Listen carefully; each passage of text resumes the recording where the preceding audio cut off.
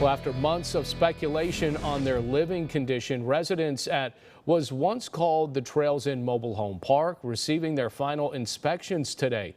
This will determine whether the homes are up to code or if residents could face eviction.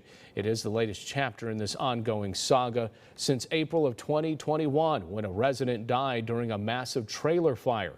The park had been ordered closed by the state when the fire broke out. Our Ben Morris joining us live now from the park. And Ben, the residents' reaction today, very mixed with emotion.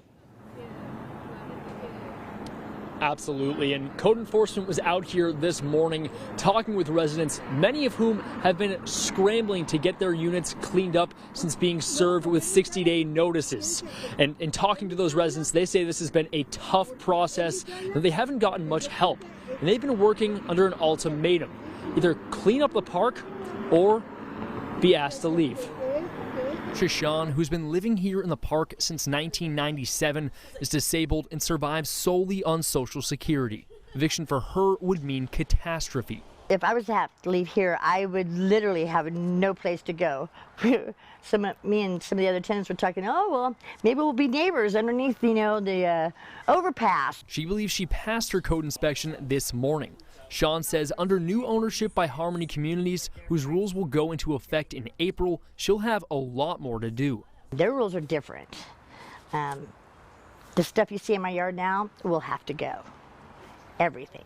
Mariah Thompson, who represents roughly a dozen park tenants, says Harmony has a rule only allowing limited items in trash cans outside of tenant homes. With this particular company, the people can be evicted for having toys outside their house.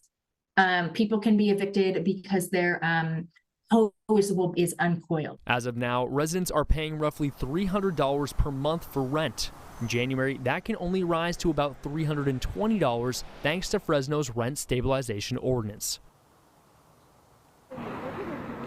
Without rent control, Thompson says residents could have been facing as high as a 60% rent increase. And as for where residents stand, they should know in a few days. We also reached out to Harmony Communities today to find out when these evictions would start. We're still waiting to hear back. Reporting live in Fresno, Ben Morris, KC24, local news that matters.